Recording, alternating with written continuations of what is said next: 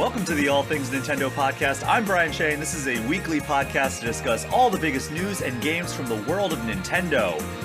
We have a brand new release to discuss, and that is what most of this episode is going to be about. That game is Shinobi Art of Vengeance. It's the latest game from Lizard Cube and Sega, and quite frankly, it is a game that I have played and love a lot. So I am theming the majority of this episode around that release. But first off, it is just going to be me, and we've got a couple of quick news stories to cover before we transition to the meat of this episode, which will be two distinct conversations about Shinobi Art of Vengeance. First up, I will be joined by Inverse's Hayes Madsen, who will be discussing his review and basically comparing it to my review. He reviewed it for Inverse, and I reviewed it for Game Informer. And then on the tail end, we have a very special treat as the man who is responsible for the theme song that you just heard, but is also responsible for soundtracks for games such as Sonic Mania, TMNT Shredder's Revenge, Penny's Big Breakaway, and a lot more, including Shinobi Art of Vengeance. Tee Lopes, the one of the best working composers in the games industry currently, is going to be joining the show at the tail end of this episode. But like I mentioned, first off, it's just going to be me. We are going to be running down a couple of quick news stories. Not the biggest news week in the world of Nintendo here, but we do have a couple of things to discuss. And, the first thing that I did want to bring up is, like, Nintendo it really did feel like they were setting the table for a Nintendo Direct. We normally get it late June, early July, as I've mentioned the past couple of episodes. We did not get that. We are now about to cross the threshold into September with still no Nintendo Direct, no proper first-party Nintendo Direct. And sometimes Nintendo does do it around PAX West, but usually those are like game-specific things. Like a couple years ago, they did a Mario Wonder specific Nintendo Direct, and that does not seem to be the case this year, because PAX West is happening this weekend, and that is apparently, we would have heard of something by now, I feel like, if they were going to do that. So that does not seem like that is going to be the case, but it leaves us wondering, when are we going to find out more about Metroid Prime 4 Beyond? And honestly, I'm starting to get slightly worried that it is going to be delayed out of 2025, because if you look at Nintendo, they typically like to do like one release a month, one big release a month. And we're starting to run out of months real quick. I would be very surprised. We don't really have like a big Nintendo release in September, I don't think. But was Kirby Air Riders? No, Kirby Air Riders is October. Pokemon, let's see here. So Kirby Air Riders is October, right? No, that's November. I'm sorry. Pokemon is October. And so that leaves September and December for Metroid Prime. And it's not unheard of that we would get a big Nintendo release in December, although big releases in December are typically pretty rare. But Nintendo has done it in the past. We got one of the Xenoblade games, I believe, in December one year, and I know we got Smash Ultimate in December when that came out. But it's starting to worry me a little bit, I'll be honest with you. And I don't know if Nintendo is going to do another Direct soon, but like if they're going to announce a Metroid Prime 4 release date, it's got to be soon. But if you're on Spotify or YouTube and you're listening to or watching this, there are comment functionalities on these episodes. That's a new thing that Spotify, somewhat new, that Spotify implemented, and YouTube's obviously always had comments.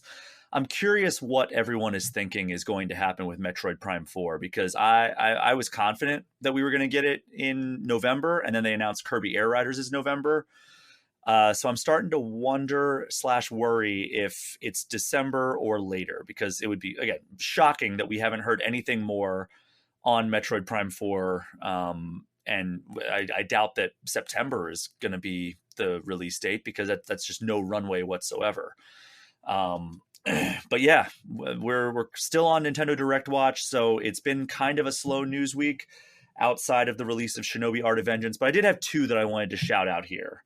We'll start with this one because it makes the most sense given that it's a follow-up from last week's stories. But we recently learned that September 4th is when Hollow Knight Silksong is coming out. So, less than a week by the time you're listening to this episode.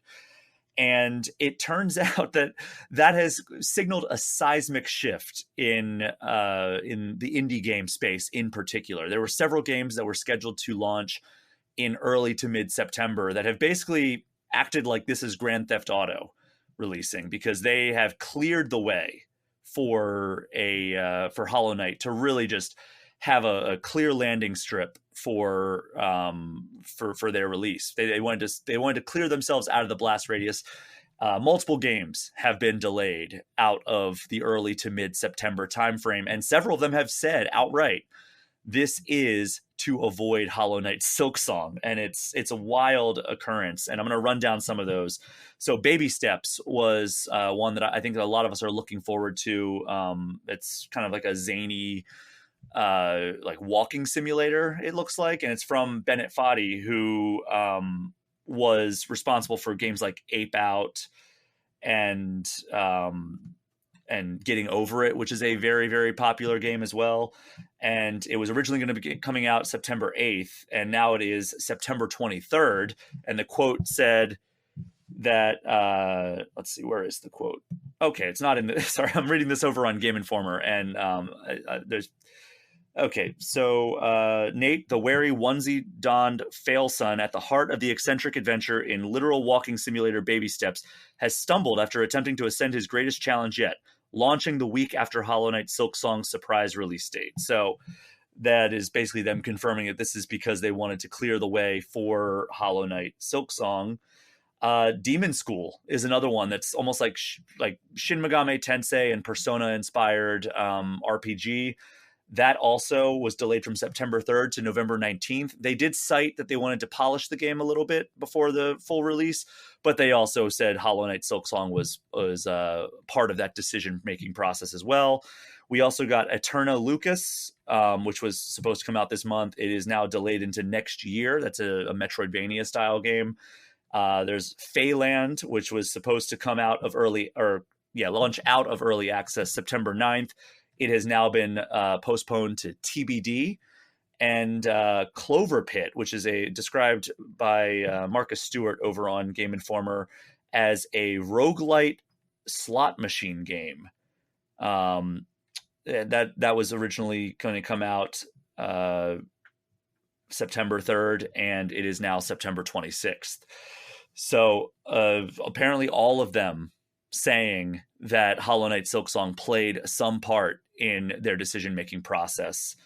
It is wild. The anticipation for Hollow Knight Silksong has obviously been at a fever pitch for a long time, and it's only gotten kind of more of a fervor surrounding this almost mythological game at this point. But I'm excited for Hollow Knight Silksong, and I think that it is a good idea not to get in its way, especially if you're an indie title. Like I think a game like NBA 2K26 or Borderlands 4 that are still slated to release in that first half of September, I think they're kind of a different target audience. So I understand why a lot of indies would want to abandon ship here. But it makes me wonder if these developers, and there's so many of them clearing out, are overreacting to the Hollow Knight effect. I think that Hollow Knight Silksong is going to be one of the biggest indie games of the year, but is it, I don't know if it's alter your entire release schedule big.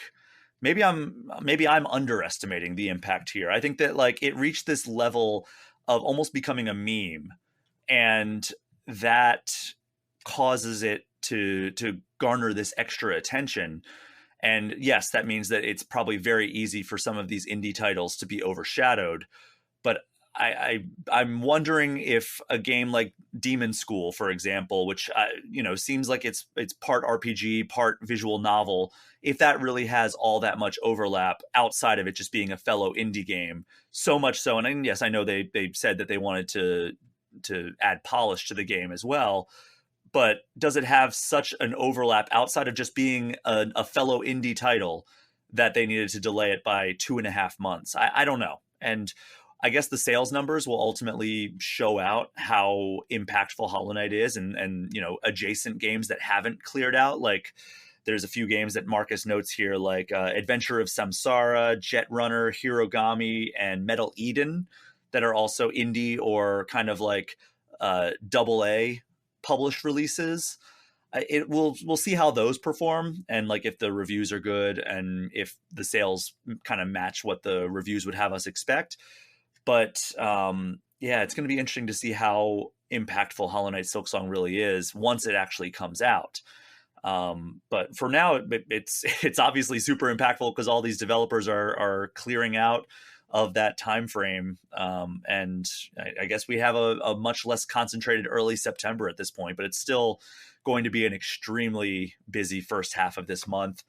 And then the only other news story that I really wanted to cover in this episode before we throw to the main segments here is Mortal Kombat Legacy Collection, which is Digital Eclipse, which if you listen to this podcast for any amount of time, I'm a big fan of Digital Eclipse. It's the studio behind Atari 50 and several other of the compilations. They are putting out a Mortal Kombat collection that I am quite excited for. I can't imagine anything but an extremely high mark of quality from this studio, and Mortal Kombat being probably a top 10, top 15 franchise for me. I grew up on those games, playing them in the arcades. When my parents would allow me, I would either rent or buy them in certain cases. And of course, they only let me have the Game Gear one for a while. And that was because there was no blood. And then once I discovered there was a code to put blood in the game, that game was immediately taken away from me. I was, I think, in second grade when I discovered that code. So I was probably too young to be playing that game anyway. I did tell Ed Boon that story one time, and he told me to apologize to my parents on his behalf. But that is not what we are talking about. They announced the final roster of games for Mortal Kombat Legacy Collection. And we already knew the most of them, right? Like we knew Mortal Kombat, which has, there are so many versions of these games. So there's, for Mortal Kombat 1, there's the arcade, SNES, Genesis, Game Boy, and Game Gear version. So good, I can relive my childhood through the Game Gear version and try that blood unlock code one more time. Mortal Kombat 2, there's the arcade, SNES, Genesis, Game Boy, and 32X version. I'm excited for that. 32X games rarely get emulated, so that's fun. Mortal Kombat 3, there's the arcade, SNES, and Genesis version. Ultimate Mortal Kombat 3, there's arcade, WaveNet arcade, and SNES. Mortal Kombat Trilogy, that's PlayStation. Mortal Kombat 4, which, again, not a game that's commonly re-released. In fact, I would say out of all the mainline Mortal Kombat games, it's probably the most despised, if I can go that far. It's not a game that people tend to like, but it's cool that it's in this collection. Mortal Kombat Advance, the Game Boy Advance version of that. Obviously, that's all that existed. Mortal Kombat Deadly Alliance, the Game Boy Advance version. Mortal Kombat Tournament Edition on Game Boy Advance. And then the two new additions for this are Mortal Kombat Special Forces, which was a PlayStation 1 beat-em-up game that received some of the worst reviews. I think that was one of the earliest games that I remember hearing was just terrible. And like back in the 90s, there were a lot of like, oh, this game is bad, but you'd play them anyway. This was one of those games. This came out in 2000 that I remember hearing, just avoid this game because it's so terrible. And along those same lines is the other game that they announced during Gamescom, which is Mortal Kombat Mythologies Sub-Zero. Now, this is a game, if you haven't heard of it, if you're not familiar with it, they basically tried to translate the 2D fighting style of Mortal Kombat, including like the live action actors being scanned into the background or into the game with like the animated backgrounds, and like the digitized actors are in there and everything. But it's kind of like a side-scrolling beat 'em up meets a platformer, and it is a nightmare of a game. And it has live action cutscenes that have been memed pretty hard as well. But again, it's like Mortal Kombat 4 and Mortal Kombat Special Forces. It is a relic that is so rare to have the opportunity to play that I'm excited to check these games out, because I haven't played Mortal Kombat Mythology Sub-Zero since I went to a cousin's house who had all the Mortal Kombat games, and he had Mythology Sub-Zero, and I remember playing it and being like, this is terrible, but it's a cool piece of game preservation, because I don't know the last time this game was released aside from like the PlayStation. I think it was on PC at one point too, but like it's not something that's commonly available from what I understand. I can't remember any time that it's really been playable, but that's super cool that they're doing that. And I am all for having them alongside the mainstays, like, you know, Mortal Kombat 2's arcade version, or having the 32X version of Mortal Kombat 2, or Ultimate Mortal Kombat 3 different versions. Like, these are all the mainstays that you need to have when you have a Mortal Kombat collection. And to add in the weirdness of like the Game Boy versions of these games, or Special Forces or Sub-Zero, that is what makes this a more compelling package, beyond just like, okay, well, here's re-release versions of these games that you've played a lot of, and they're already available in so many different ways. So, and I'm assuming that Legacy Collection is still going to have like all the bells and whistles. I think that it does have like a little bit of like the historical perspective. So it's like kind of an interactive museum, the same way that they did with Atari 50 and Tetris Forever. So very excited for that. It is coming to Switch 2, Switch, and every other major platform a little bit later this year.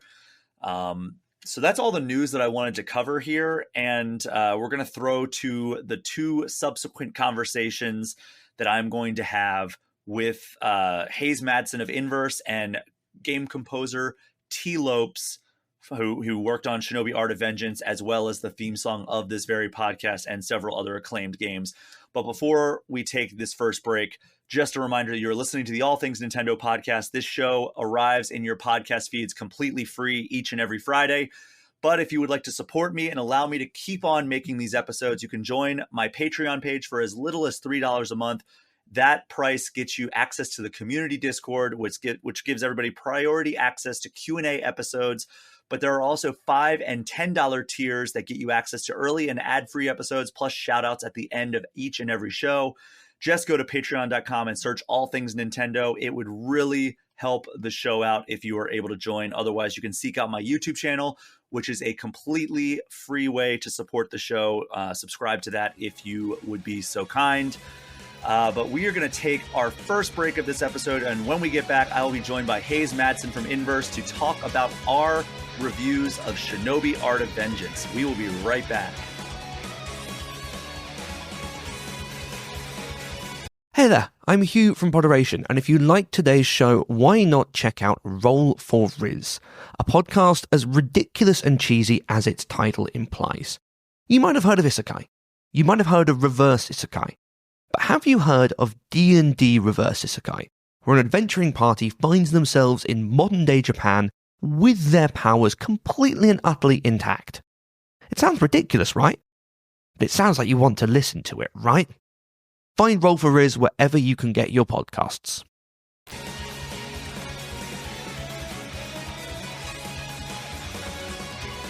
We are back, and this week we actually got a new release that ranks up there among my favorite games of 2025. It is Shinobi Art of Vengeance. It is the latest game from Lizard Cube, behind Streets of Rage 4 and the Wonder Boy revival, and also a joint development effort with Sega. And I reviewed it for Game Informer, and my guest on this segment reviewed it for Inverse. It is Hayes Madsen. Hayes, how are you doing? Hey, I'm doing good. Excited to talk about a very good game. Yes. So I got to play this, I want to say back in April or May. I spent a day in Sega of America, the Sonic team specifically, and checking out several of their upcoming games. And, you know, Sonic Racing Cross Worlds, the Demon Slayer game that's coming out, But Shinobi Art of Vengeance was the one that I came away thinking like, wow, this one has a chance to be something special. Lizard Cube has a really great portfolio, even though it's a pretty short one. And for people who aren't familiar, Lizard Cube has done a lot of Sega revival work, like I mentioned, Streets of Rage 4, Wonder Boy. But this is the first time that they're actually co-developing a game with Sega. They were licensed for Sega, but Dotemu published Streets of Rage 4. Sega is not only publishing Shinobi Art of Vengeance, but co-developing it. Hayes, what is your experience with the Shinobi franchise before this?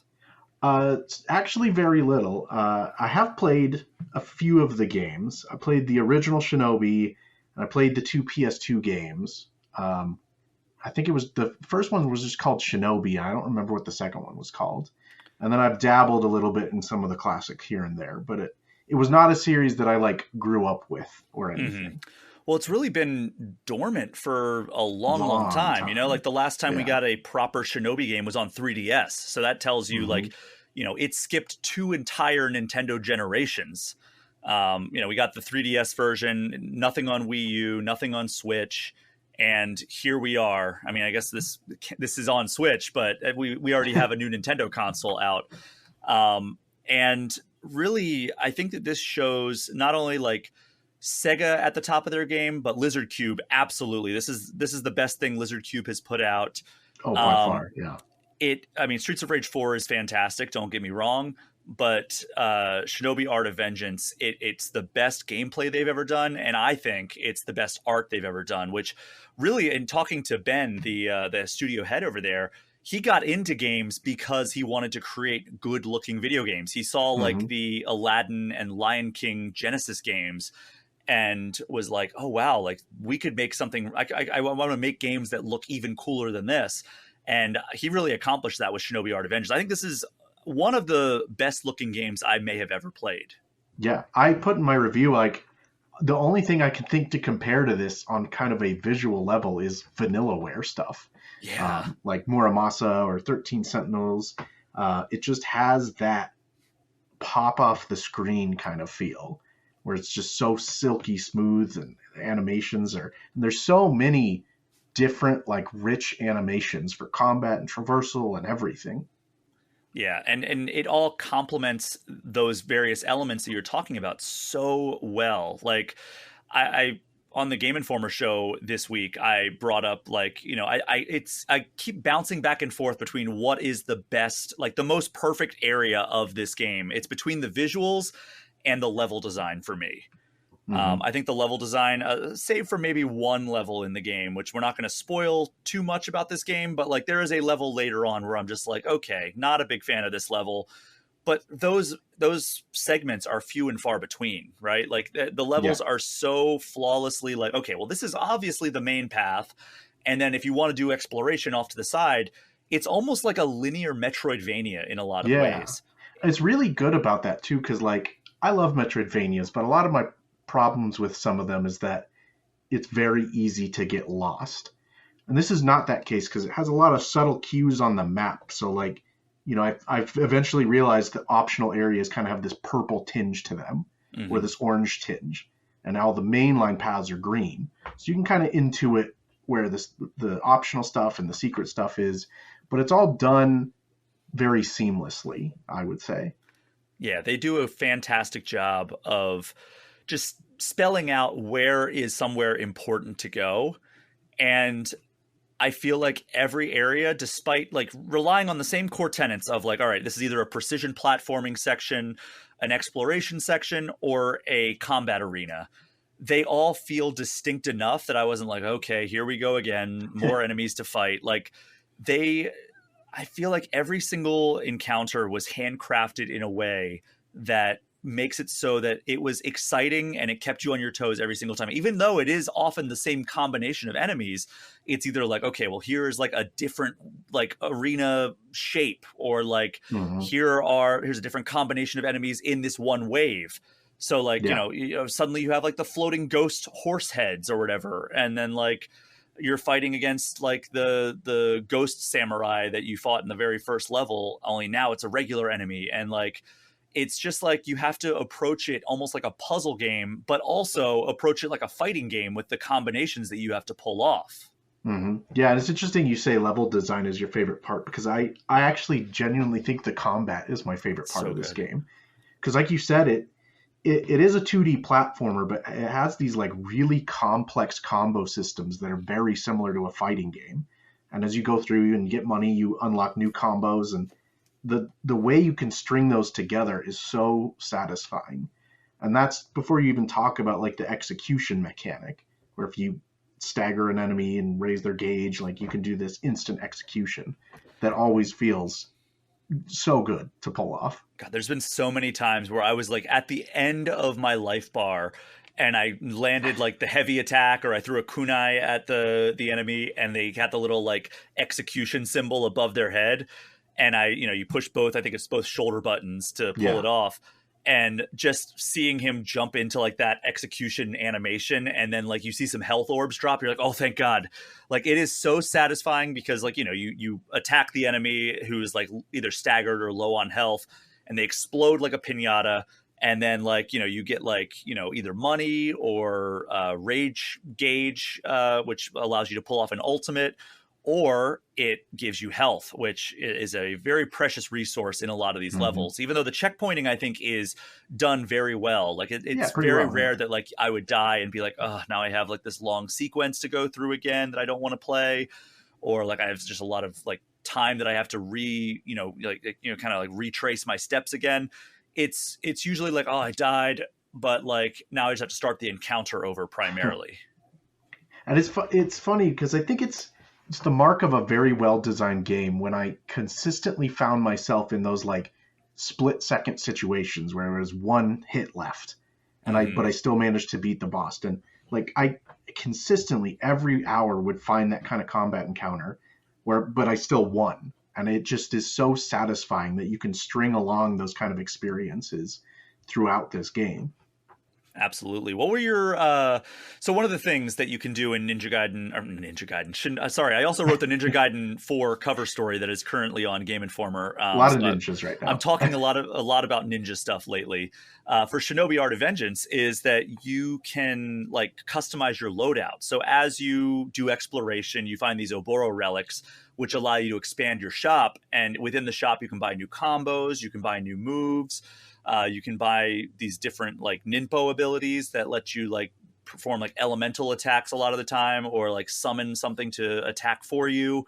Those are actually extremely powerful. And then there's the ninjutsu attacks that give you like kind of like an ultimate ability. And what you can do is like, not only can you like add amulets to your character to like add like active and passive things, it also allows you to like choose what buttons you want to push for these ninpo abilities. And that gives you like, customization based on what you want to like do to like approach your combat encounters. I relied a lot on the fireball, and I liked the kind of like boomerang shuriken that you can throw. Yeah, that's good. Yeah, I like the water counter a lot too. It's like a parry, especially almost. for like bosses. It worked really well with some bosses. Oh, I didn't use it on any bosses. That's a good one. The ninjutsu ultimates that you can unlock, I liked the kind of like screen clearing, like almost like a dragon. Fire dragon one. Yeah. But the one I ended up relying on the most was the one that heals you. Yeah. That one, I would get down to like the end of a boss encounter. I'd have like a sliver of health left, and then I'd use that and I'd be like, oh God, I can exhale now. It's super useful. Yeah. Yeah. So with the combat encounters, like I love that, like, the flow of the game going from exploration to platforming to just taking on various enemies in like kind of like this thing where they spawn in waves. It all feels super intuitive, super fluid. But I really looked forward to like the more challenging encounters. So there's the E&E Corps like elite squads, and then those there's are so good. The Anku rifts are also super good if you encountered a lot of those. So yeah, the elite squadron. Let's start with those. Those are just kind of like these optional encounters. There's like a little like mask that appears on the map, and you can just walk right past it if you want. Like if you're low on health and like you want to come back to it, you can do that. Or you can just take it on right then and there, and it spawns in I think it's 3 waves of enemies for each of the elite squads.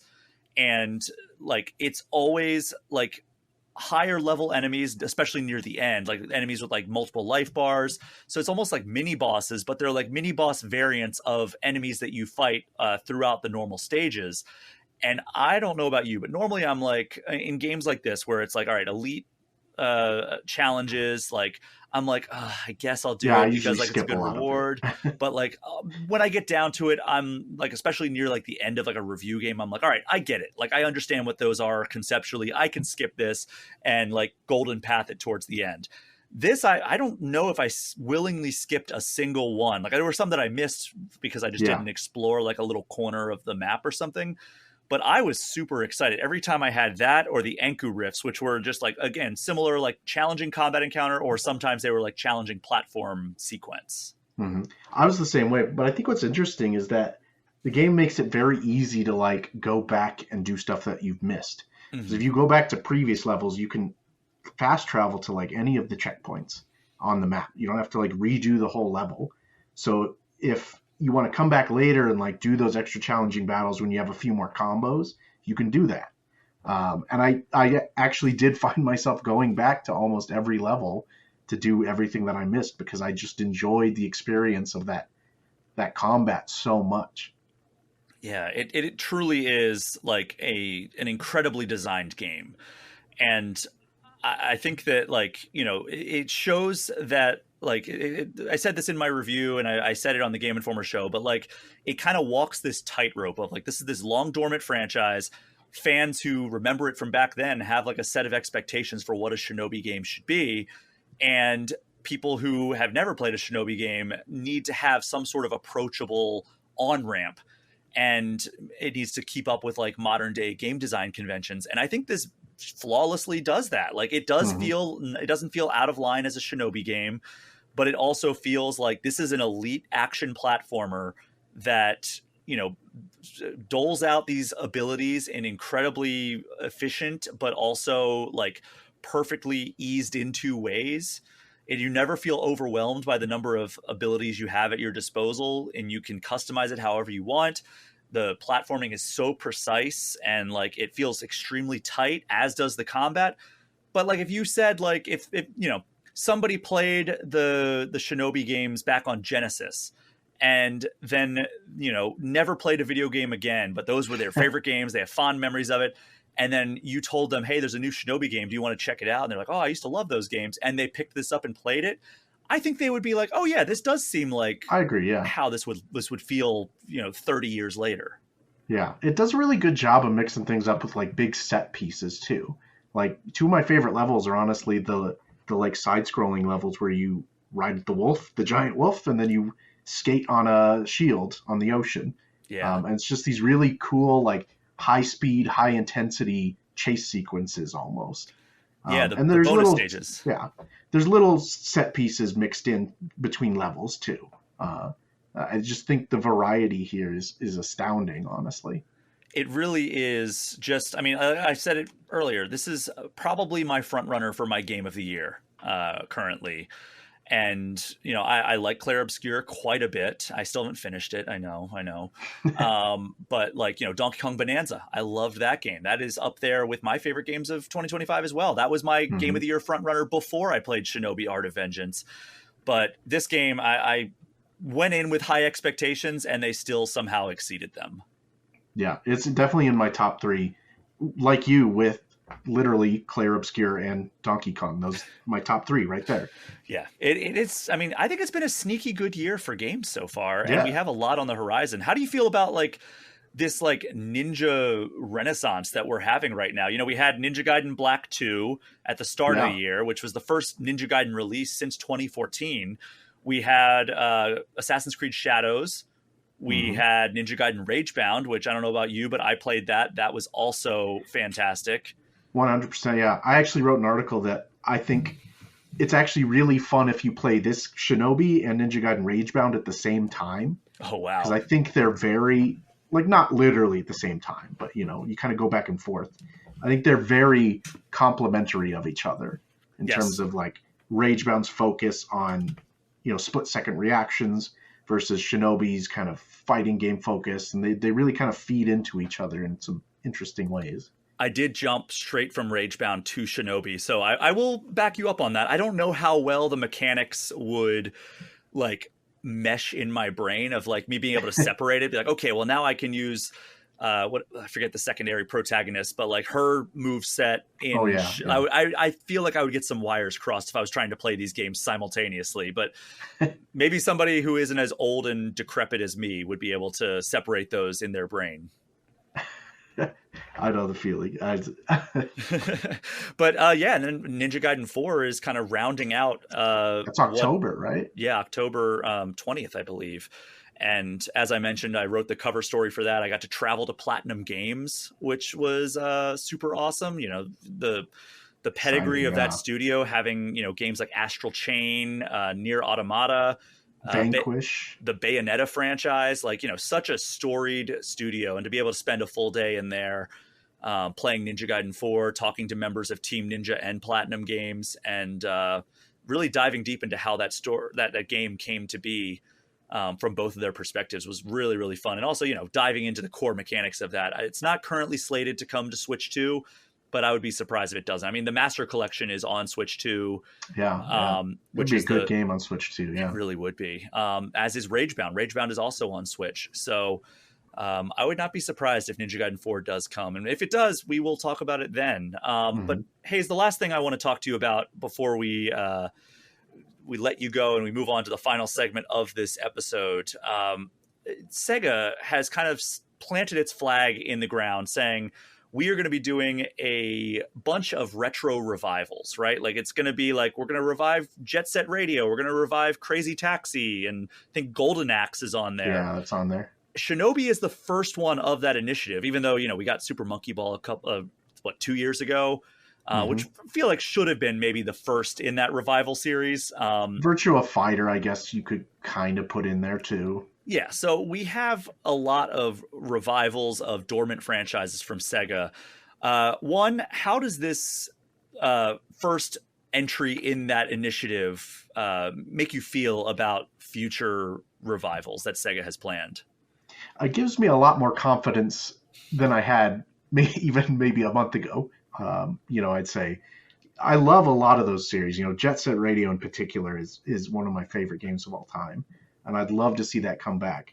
And I think what's really impressive about Shinobi is that it's not just kind of an effort to like cash in on the nostalgia of the series, right? It does a lot to really meaningfully evolve Shinobi, but also kind of push forward the idea of 2D platformers and Metroidvanias in some interesting ways too. And I think that's a very good precedent to set. And if the future games can do even a fraction of what Shinobi does, I think we'll be in a good place, honestly. Yeah, and it's interesting that they chose Shinobi to be first, because in talking with one of the producers on the Sega side, he was also heavily involved with the Sega Ages initiative, which was them kind of re-releasing a lot of their games in like kind of like enhanced form. And Shinobi wasn't the first to release in that, but he told me that it was the first one that they started working on. So it's almost like it has this history of like leading these initiatives that come to like retro games.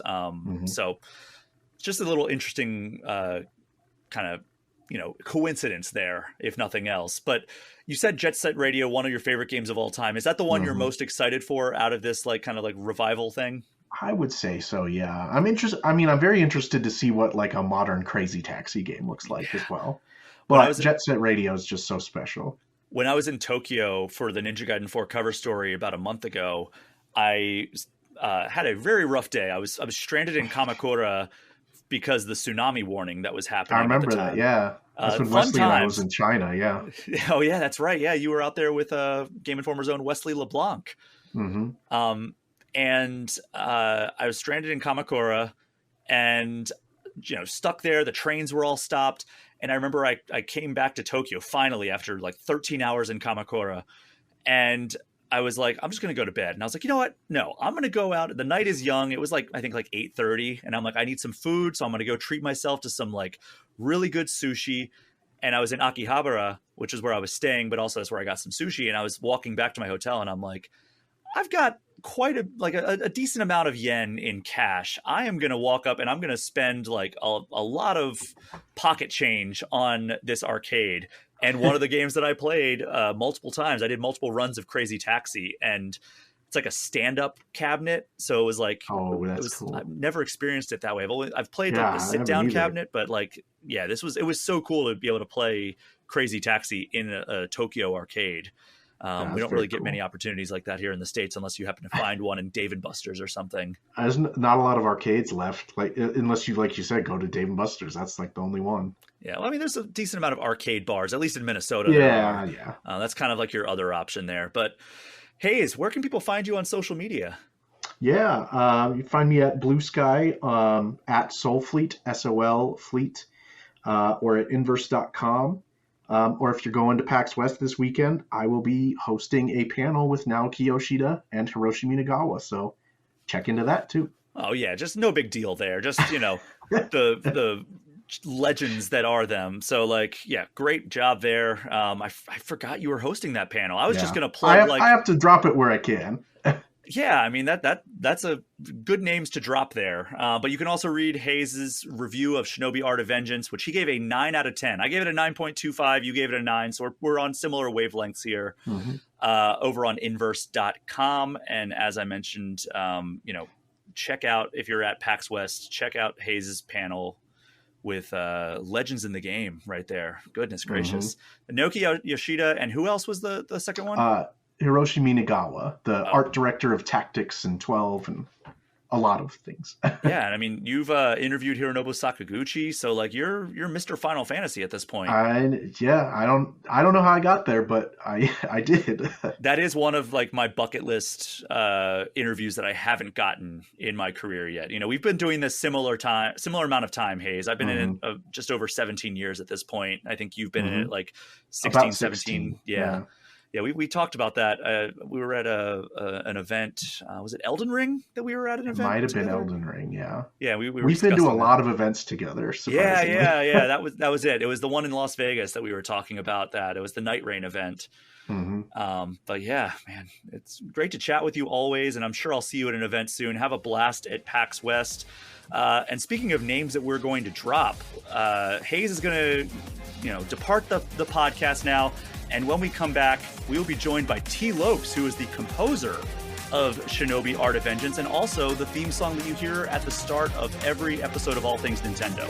We will be right back.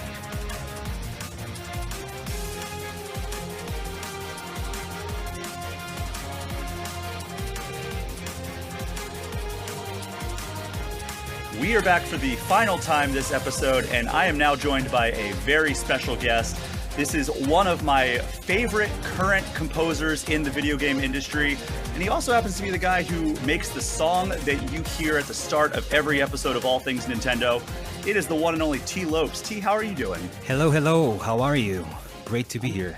I'm doing great, man. Like I'm so happy that you're able to join the show again. This, I think, your third time appearing on this podcast. So, yeah. In the course of the past few years, 4 or 5 years. Yeah. So great to be back. I think I had you on originally just to talk about like your career, framed through like, you were, a few years removed from Sonic Mania at that point. Maybe you were talking about TMNT. It might have been, yeah. Because Sonic Mania is now 8 years old. Time flies, man. It's insane. We were talking about Sonic Mania last episode because Christian just shared the prototype image for what would have been kind of the successor to Sonic Mania had Evening Star continued working on it. And it looked cool. I mean, ultimately, Sonic Team went with Sonic Superstars, but which I quite like the look of that as well. But it would have been a cool kind of evolution from that sprite-based Sonic Mania into the whatever that ended up being called internally. I don't think he shared what the prototype was called. Yeah, but Evening Star, they're just amazing. Anything they touch, they just have this special taste, and the choices they make are always outrageous and amazing, and it's just so. I'm sure it would have been a great title, like anything they make, really. Yeah, and so I think that a lot of people were made aware of you through Sonic Mania, which, Sega joint. You worked on the Streets of Rage 4 DLC, which again, Sega involvement there. There was a licensed Sega property. True. Yeah. But like this is kind of the convergence of those things, because Sega is not only publishing but also co-developing Shinobi Art of Vengeance, and then the Streets of Rage 4 developer Lizard Cube is the other developer for Shinobi Art of Vengeance. So like, how did these relationships kind of lead to you getting this gig for Shinobi? It's funny because it's I don't know. I sometimes it feels like it's what's the word I'm looking for? I'm looking for a very specific word. I can't find serendipitous. It. Exactly. Yes. Thank you so much. I could think of the word. I didn't know how to pronounce it. Portuguese is still my first language, believe it or not, after all this time. So because I met Ben Fiquet, who is the CEO of Lizard Cube and also the art director for Shinobi Art of Vengeance, through Streets of Rage 4's DLC, right? We worked together, and it was such a cool experience that after that was done, he asked me if I would like to join him on a new project. And when he told me what it was, I lost my mind right there and then, and immediately said yes and started working on it. But yeah, man, it's like everything is connected in some strange way, or you could just call it networking, I guess. But I don't know. I prefer the ethereal route explanation, if you want. Yeah, and I have to say, your work on Shinobi Art of Vengeance, now that I've played through it from start to finish, it's one of those games where, you could very easily say, like a game like this, not specifically Shinobi Art of Vengeance, an action, like precision platformer, if the soundtrack wasn't good, it could be something where you're like, I'm going to put this on and turn on a podcast on in the background and just play it at low volume and listen to something else while I play this game. I've done that with games before. That's also acceptable to me. But not ideal, but never once in my playthrough of Shinobi Art of Vengeance did I have that urge at all. And I think a lot of things are to thank for that. There's it's just kind of like a sensory again, a convergence. Like the art style that Ben does is it makes it one of the most beautiful games I've ever played. Right. And it's so unique too. Like you can recognize his style right away. It's incredible. Which is something important for an artist. It really is. But your style also shines through in like undeniable ways. Oh, thank you. And it complements the art style so well that like it makes it just like this perfect storm that like, yes, your soundtrack stands alone. Like you could listen to that outside of the game and be like, this is just one bop after another. Oh, thank you. And then you could look at a still from Art of Vengeance and be like, yeah, that's a beautiful piece of game art that you could hang on the wall.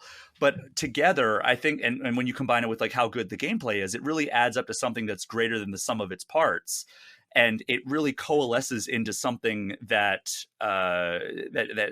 looks special, it plays special, and it sounds special. And I'm glad we were able to create that synergy that you're talking about. I definitely think we have something special, and especially having been joined by Yuzo Koshiro, which I'm sure you're going to want to touch on that very soon. But it was a different experience for sure, and very special experience. And since they kind of gave me free reign to do what I wanted with the music, that was very important for me as an artist, right? Because as someone who's been working on revivals and that kind of stuff, sometimes it puts you kind of inside of a box as a musician, because that's what's expected of the game. That's the sound aesthetic that's expected of that particular IP, and it's something that many times you have to follow. So the fact that there was an opportunity to create something completely new and like with experimental stuff was definitely a plus for my career as well, because it allowed me to flex some of my other creative muscles that it doesn't just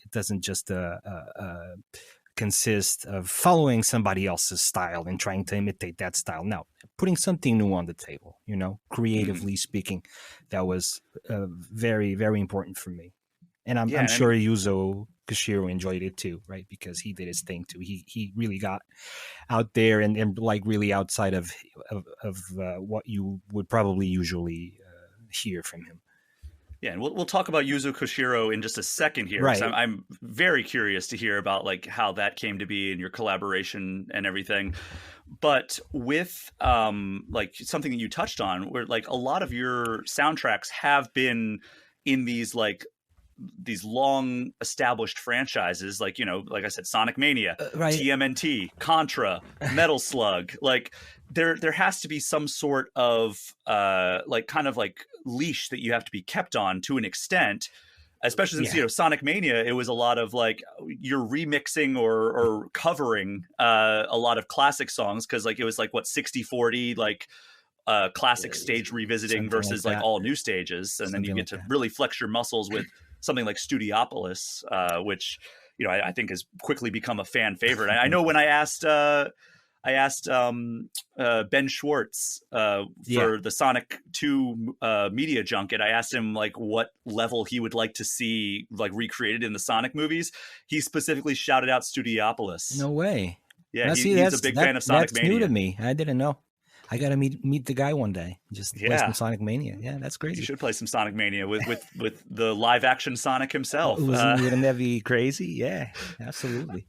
But so I guess like Shinobi is kind of in a weird camp, because like you don't have to, you're not covering songs in most Nope, aspects, no.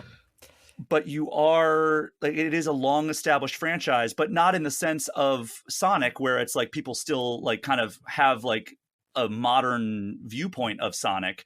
It's a long Right. dormant franchise, so you could kind of take it and make it your own, I would imagine. Yeah, yeah. I mean, not specifically for that reason, right? It's just that the developers were coming up with something completely new, although it was, you know, following an existing story and, you know, an existing concept. They transformed the game completely, right? Outside of some of the mechanics that we're familiar with and that people wanted to see in the Shinobi game. They added so much and so much new stuff and you know, a new art style for the game that had never been done before, that I wanted to follow the same course. Right, it's not a 16-bit game. It's so, you know, I'm not looking for that aesthetic. It's not strictly an action game. There's lots of platforming. There was always a lot of platforming in Shinobi games, but here that's elevated to to end, right? It's like it's really insane.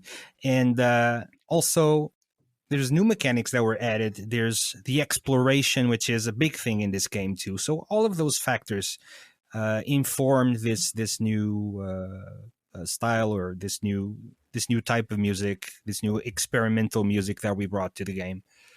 You know, this mix of old and new.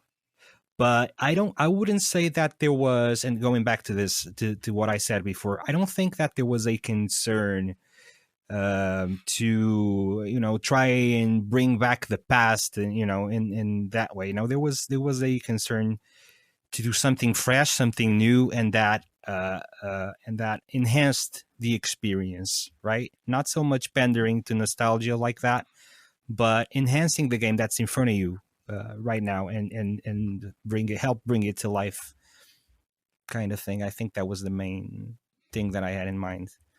And I've always been curious about this, because like the music fits the action so well. I mean, and that's been true for all of your soundtracks that you've done, whether it's Sonic Mania or Shredder's Revenge or Metal Slug Tactics. Like it all fits so perfectly. And I'm curious, for something like TMNT, you're probably like, okay, well, I'm going to make something approximating what we got with like Turtles in Time, but make it my own. But for something like Shinobi Art of Vengeance, where it's like you are able to kind of go off in your own directions in a lot of cases, Mm-hmm.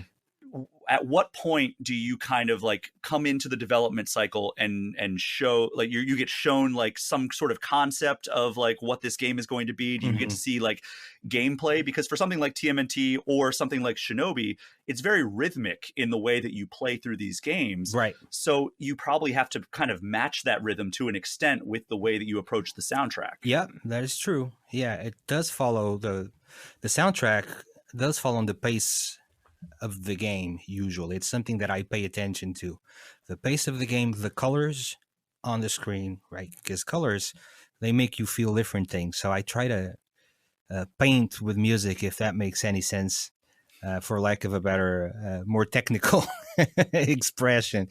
I didn't go to school for music, so there's lots of stuff that I'm sure we'll understand each other. But yeah, what was I saying? Talking about like the process and what part of like the process you come in and like what you get shown in order to really match like that's the true. Yeah. So I get to see a lot of gameplay, or I get to try some of the early builds, and just looking at the action and trying to feel what would go well with that, with all of that information I'm absorbing with my eyes, right? And most of the time it just this song just starts playing in my head while I'm playing, with just the sound effects, because that's also important, believe it or not. I always ask that when I ask for a video reference, right? In case I'm not playing the game myself, I always ask for it without music, but with the sound effects on, because for some reason that really helps put me in that universe and create something that belongs there, musically speaking. You know what I mean? That kind of brings that whole experience alive. Yeah, I think that's what a lot of people call a gift. Well, yeah. If I have one, that would be it. That's the one. Yeah, I mean, it shines through in a lot of the work that you do. I mean, we referenced them earlier. Evening Star, the studio that was formed out of the group of folks that worked on Sonic Mania. Was it last year? It was last year. It put out Penny's Big Breakaway. Mm-hmm. And you provided the soundtrack for that as well. Yeah. Lead composer on Penny's Big Breakaway. And again, a completely different approach to the music of a game that fits just fantastically with everything that's happening on screen. Yeah, but I can't take credit for all of that, because Christian Whitehead had a lot of influence in the overall style of the music. So he knew from the get-go more or less where he wanted to take the soundtrack, aesthetically speaking, right? The kind of sounds that we pick and utilize. And he had that already, that aesthetic in mind. And we had a talk about that. And he told me about his ideas and stuff. And then obviously me and Sean and him and Hunter, we brought that to life. So, but I cannot take credit for coming up with that musical universe. I expanded it for sure, but that was not initially my idea. That was his. That's a talented guy, right? I mean, that entire team is talented. Like I could do an entire podcast with you just digging into the talent that emerged out of like that Sonic fan game scene, and that emerged into Mania, and now Evening Star as like never leave here. We would be here for a long time, but like I've had conversations with a lot of those folks, Hunter, Christian, all incredibly intelligent guys, all really great guys from what I can tell. Like it just seems, I mean, you might be able to see like over my shoulder here. I see. I have the Sonic Mania poster signed by the entire team. Oh, okay. Did I sign it or not? I have looked for your signature. I need you to send me a reference over Discord so I can compare, because I don't know what your signature looks like. Oh, okay. Now it's pretty obvious, but if I didn't, I hope we can finally meet in person one day. And so it's so wild. We've been talking over the internet for over half a decade at this point. Yeah, right. Which is insane if you really think about it. Yeah. Well, I'm hoping that this is a tangent. I know that you did a DJ set at MagFest last year. That's true. Yeah, that was incredible. I grew up in Maryland, and so I used to go to MagFest before I joined Game Informer.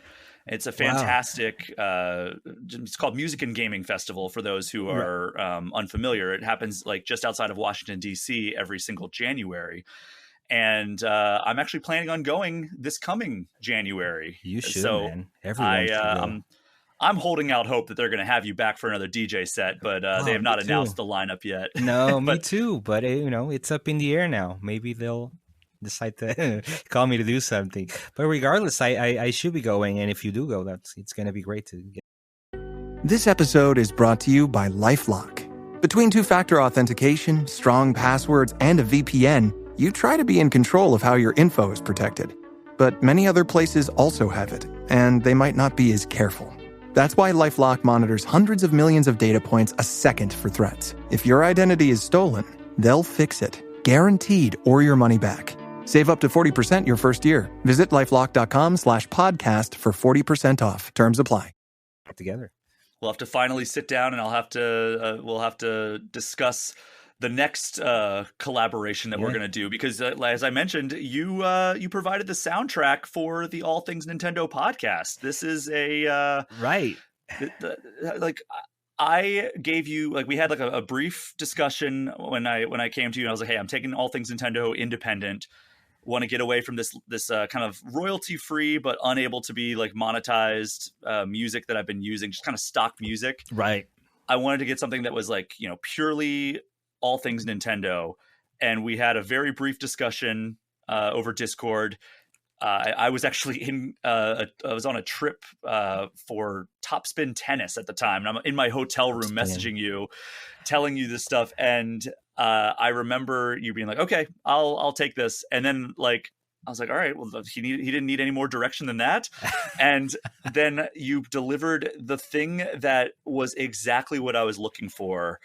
Wow. And I was like, "How did he do that?" And I remember like listening to it and like being like, all right, let's. There's always like, I have this is not to say I don't have full faith in you as a composer, but when you're like thinking of like, all right, a theme song for your show, it has to be just right. And I had a thing in my head of like what I wanted it to be, and somehow you hit it pitch perfect. That's nice. And you brought me a thing as soon as I started playing it, and like, the intro and like the beat kind of drops. A big smile came across my face, and I'm like, this is awesome, perfect. Man.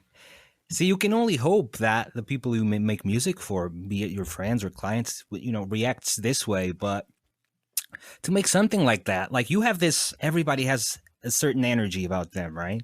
And you have your own energy. And it's just a matter of trying to read that and somehow translating it into music. And that's what I tried to do here, right? It was not so much the Nintendo thing. It was more like your energy and your cheerfulness, and just the way you portray yourself can be translated into music, as it can be translated into any art, really, right? Wow. But in this case, I think that's what informed it. And in video games, it's the same thing. It has a lot to do with energy, the energy of colors, the energy of movement, and that's why. Well, yeah. I mean, that's the famous thing about like the Sonic music, is that it's amazing for like studying and working out and doing like writing, because it's meant to propel you forward. Like the classic Sonic tunes back on the Genesis, and then eventually your soundtrack with Mania. It is so perfect for just putting on in the background when you have work to do, because it is designed specifically to push you forward and make you go fast. And have you noticed how a lot of the tracks for the stages where you're supposed to go slower, like water stages, or like they have a slower song most of the time, or many times. So that's Hydro City. Yeah, for example, right? So that's the flow I'm talking about when I talk about pacing and how music enhances that. That's what I was referring to. That's a great example. That's great insight. Let's circle back to Shinobi real quick, because Yuzo Koshiro, legendary composer. Legend. You got to work together on Shinobi Art of Vengeance. We got to work on the same soundtrack, yes. Unfortunately, we didn't get to mix our skills to make one song together. You know what I mean? Because he's obviously super busy with his stuff with Earthyawn, all of this stuff he's involved in, and me, obviously, I have all these projects going on, and we live in very different parts of the world, as you know, right? I'm in New Jersey, he's in Japan, so it was just tough to coordinate to the point of making one or more songs together. But just having him contribute songs to my soundtrack is surreal anyway, right? I wish we could have gotten together like in the same studio and just like exchange ideas like that, but Unfortunately, that wasn't possible. We did get to listen to each other's stuff during production, though, and get some cues off of each other, and that was very interesting, right? And insane if I really think about it, but yeah, it was a crazy experience. Really, really cool. You also having somebody involved with the project that was involved with the early Shinobi games. That is surreal. Oh my gosh! And you have to remember, this is one of the first. First of all, he was the first composer I knew by name, video game composer or otherwise, probably. Wow. Yeah, because title screen of the games I was playing when I was a kid, music by Yuzo Koshiro, right? So that was bam right there. I know the name of the person that made this music, and I'm now a fan of this person. And I've been a fan of him since I was very little, man. So I usually say this: if I could go back in time and tell kid Tee Lopes that he would one day collaborate with Yuzo Koshiro or be on the same soundtrack, I'm not sure I'd be here to tell this story right now. I probably would have had a heart attack or something, because it's a dream come true, right? Career wise, it's a very high height in my point of view, the way I feel about it. Special event. Those are such incredible moments. I've had the opportunity to sit down with several people that I grew up watching their names and credits as well. You know the feeling. Yeah. I mean, our mutual, I guess you worked with him on the publisher side, but I've interviewed him probably 10 times at this point. But Takashi Iizuka, Sonic 3 and Knuckles is forever going to be one of my favorite games of all time. And, he was lead designer on that game and directed it in some cases. When we were just little kids. Yeah. So being able to sit down with him for, probably close to 15 hours at this point over the course of my career. Man. Wow. Those are the pinch me moments, or being able to interview Shigeru Miyamoto and Koji Kondo together. That was a pinch me moment for me a couple years ago. Sure. And so I'm this kind of segues into something I wanted to ask you, because you've worked with all these established brands. You've worked with all these incredible composers. I'm assuming you've, when you were working on Sonic Superstars, because that was kind of a collaborative soundtrack, with Jun, from what I understand. Jun Senue, incredible work that he's done over his career as well. Oh yeah, we've worked together a few times already. Jun, I love collaborating with him. He also gives me lots of free reign, right? Many times I'll arrange his stuff that he composed. And he doesn't give me lots of directions, right? He just gives it to me and just trusts me with it, which I'm really, really thankful for. And it's just a lot of fun, right? Because this is stuff I used to do for free. Remember, right? Before I became a composer officially, I was on YouTube doing arrangements of songs just for fun, or, and for Sonic fans like me and stuff. And to have this come true in a professional way is also pretty insane if you think about it. Yeah, it's I'm a lucky man. I mean, I feel the same way about I grew up reading gaming magazines, and including Game Informer, and now here I am. Yeah. Now, question for you. Okay.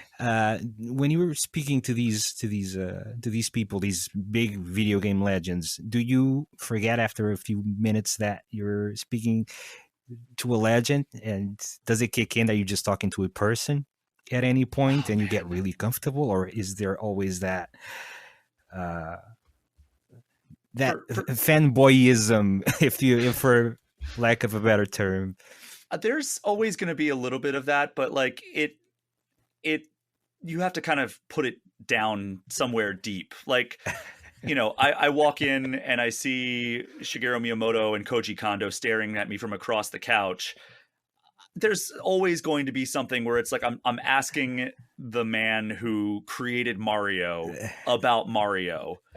And it's there's always going to be something like that, where it's you look up and after you you say your question, you look into the eyes of the guy and you're just holy crap, he is exactly 3 feet away from me. Yeah, that's the man. That's the person right there. Yeah, you have to keep it together though, Absolutely. Yeah. But that what I was getting at with my question for you was that is there an IP or a composer that you would love to collaborate with? Like Yuzo Koshiro, first name you remember seeing in video game credits, first composer you knew.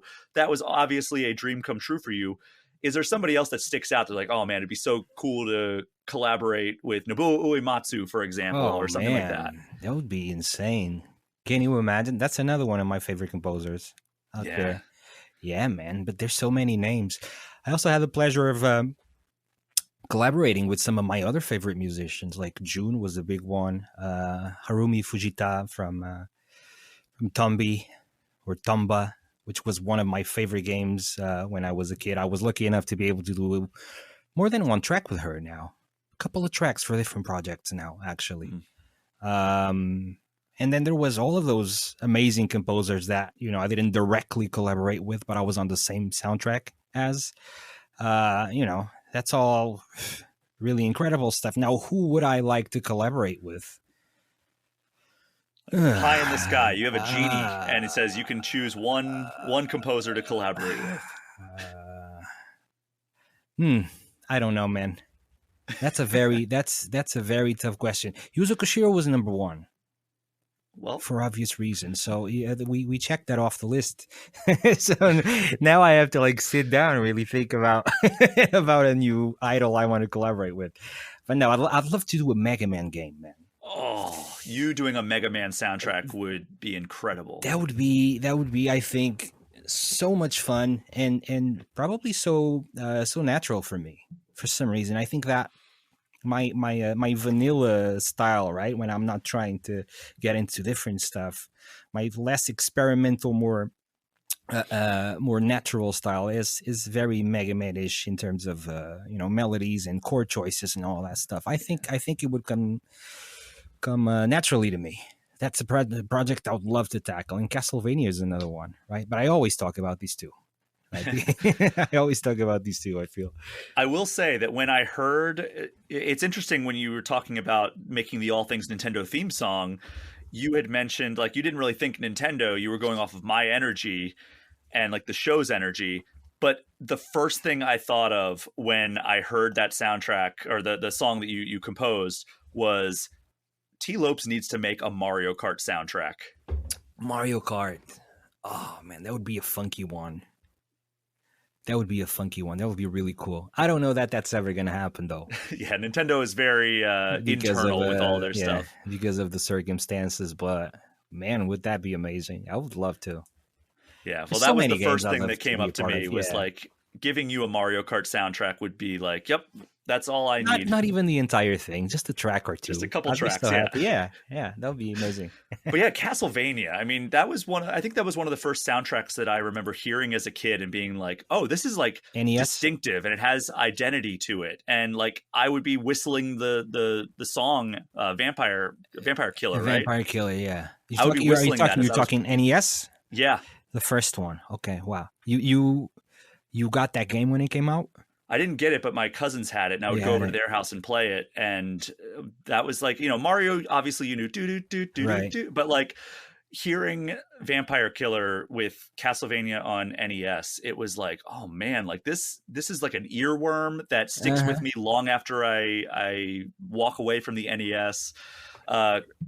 Contra, obviously great. Contra, yeah. All those Konami games, Konami honestly, was insane in the 80s and 90s. A lot of people dunk on the first NES TMNT game, but that soundtrack is god tier.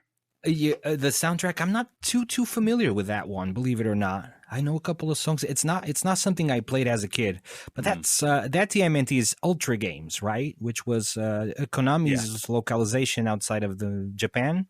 Yeah, it was how they could get around the publishing restrictions. Right. So I don't know who was composing those songs though. Was it still the Japanese? Let's see. Was it still being? I'm not sure. But yeah, man, you were asking me about somebody I would love to collaborate with, and it just came to my mind. Obviously, Michiru Yamane, the composer of Symphony of the Night, which is sorry. yeah, no problem. I'm sorry, I'm looking up the TMNT NES game, and it doesn't have a composer listed. No, that's unfair. Oh, wait, former Konami composer Hidenori Maezawa. Hironoi Maizawa. Yeah, I'm not familiar with it. Not He's familiar not either. active anymore, probably, right? Yeah, Former composer. Yeah, it said former composer and sound designer. It looks Yeah, like man, there's a few great composers from the 80s and 90s that are just not active anymore. Yeah, which it's is unfortunate. insane. Yeah, and some of them compose like classics, right? Like the composer for Mega Man 2. Mm-hmm. He's not active anymore. Hasn't been since, for a long, long time. Just so wild because like you think about that, that's like, foundational reading. If you're like video game soundtracks, like what are like the most influential video game soundtracks of all time? And like Mega Man 2 is up there. Right. Yeah, but like he's you not even still active, go no? you go to places like MagFest, there is a band probably 24 hours a day somewhere on one of those stages playing a song from Mega Man 2. Oh yeah, man, absolutely. The metal covers. Oh yeah, that's ever present. That song is never gonna go away. It's one of the biggest classics. But yeah, unfortunately, he's not active anymore, and for a long time now. I actually got to collaborate with him. What? Afterwards, yeah, you're bearing the lead here. No, it's pretty insane, but we got in touch with him, right? Takashi Tateishi is his name, and I was working, I still am, but I was working more actively with the Brave Wave at the time, and Mohammed, who is the head of the label. He's a very, very, very big Mega Man 2 fan, right? So he was in touch with the Tateishi-san and was trying to convince him so bad to come up with a new song because he hadn't composed anything in decades, right? We need your genius. And it was just one song, right? For this album, this concept album that he created. And he didn't want to. He was so hesitant about it. But I guess after insisting so much, he finally got onto the boat and composed something, and I had the pleasure of arranging that song, right?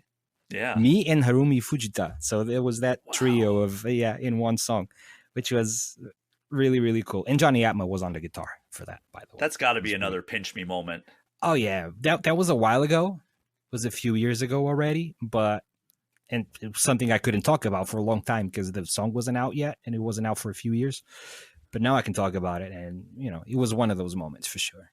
Where's that song for people who want to hear that? Yeah, the song is called Ultramarine, and it's from the album Giants.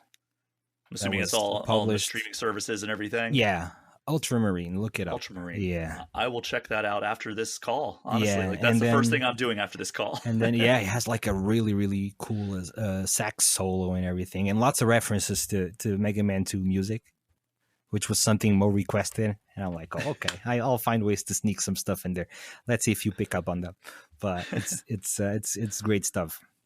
Well, I will have to check that out. Before we wrap up here, I did want to. I had lunch with a mutual friend when I was out in Tokyo last month, and that is a fellow game composer, Dale North. Oh, Dale! What a great composer. Yeah, super talented fantastic. Dude.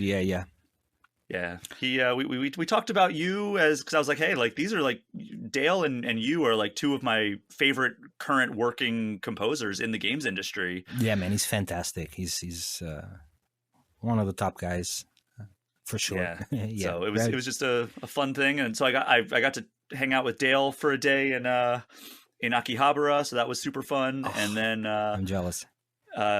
Hopefully I'll see you in Washington D.C. in a few months here. Oh, and, man, I sure hope so.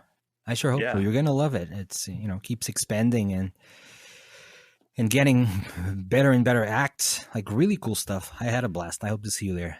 Yeah, I got to go to one of the first MagFests I went to. Nobuo Uematsu was performing with the Earthbound Papas.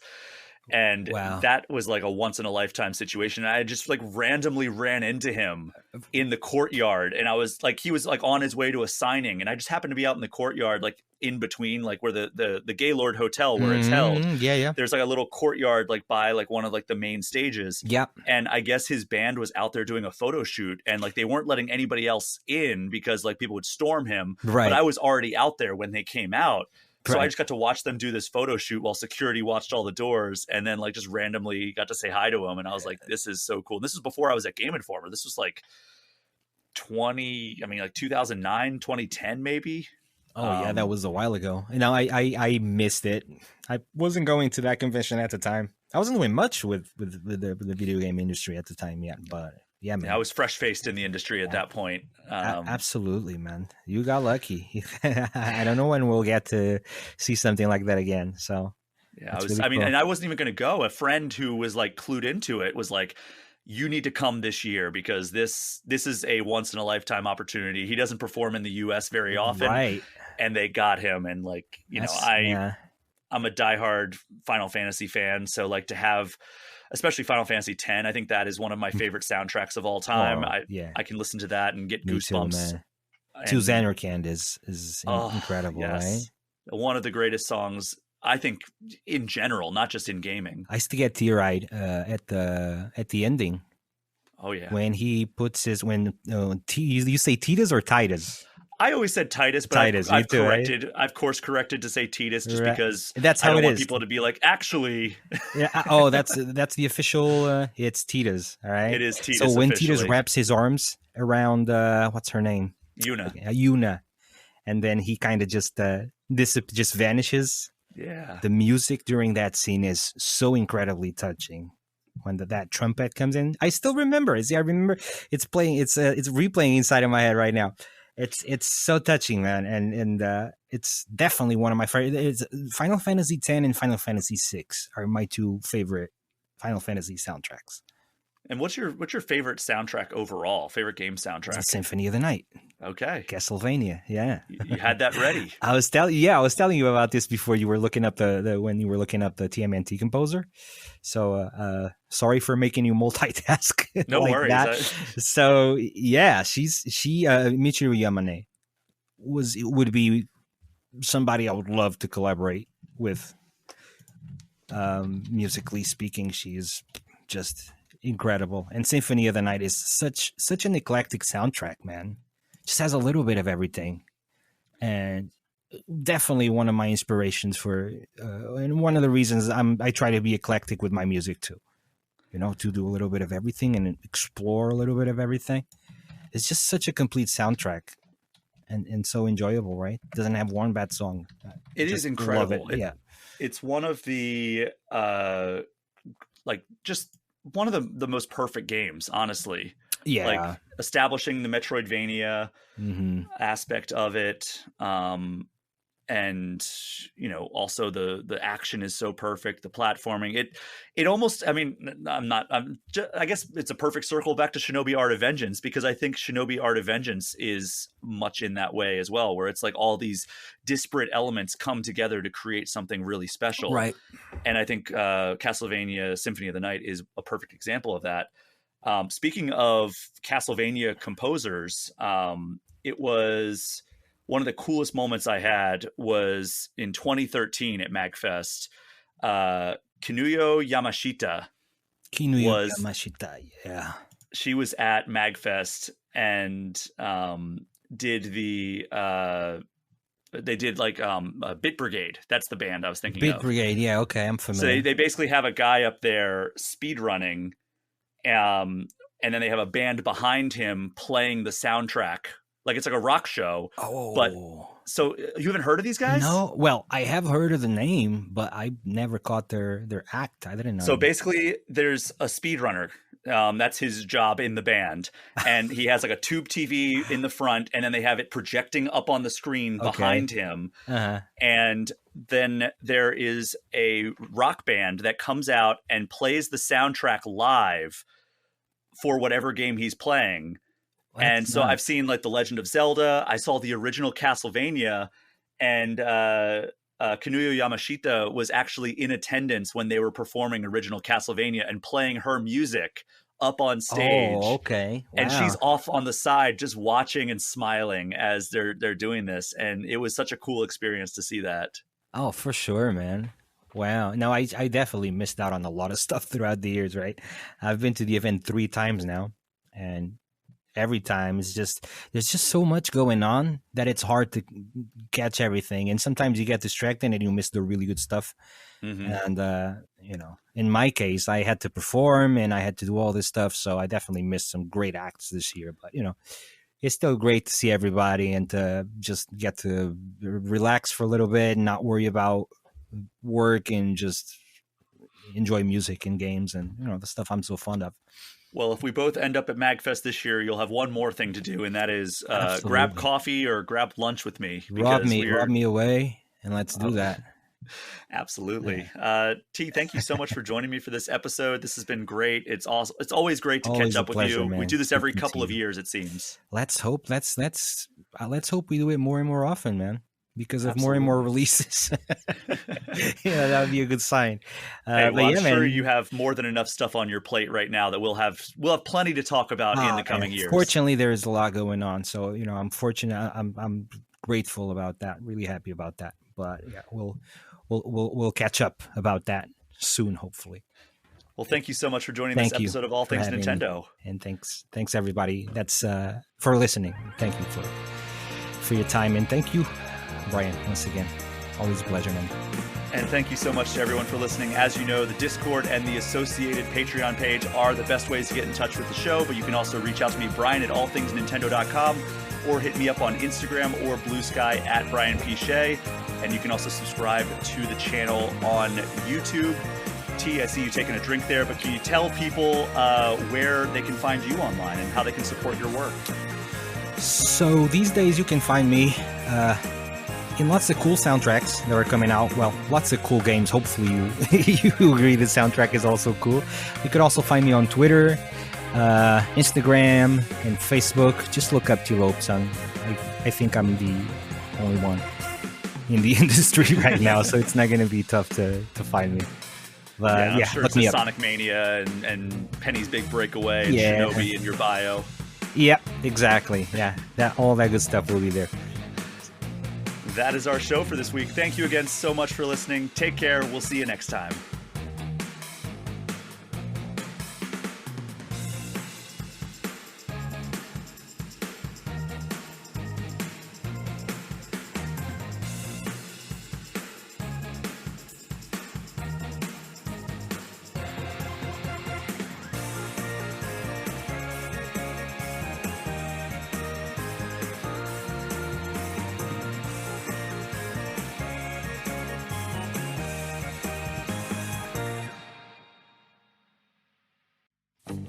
Before we wrap up this episode of All Things Nintendo, I just want to give a special thank you to the $10 patrons of this show.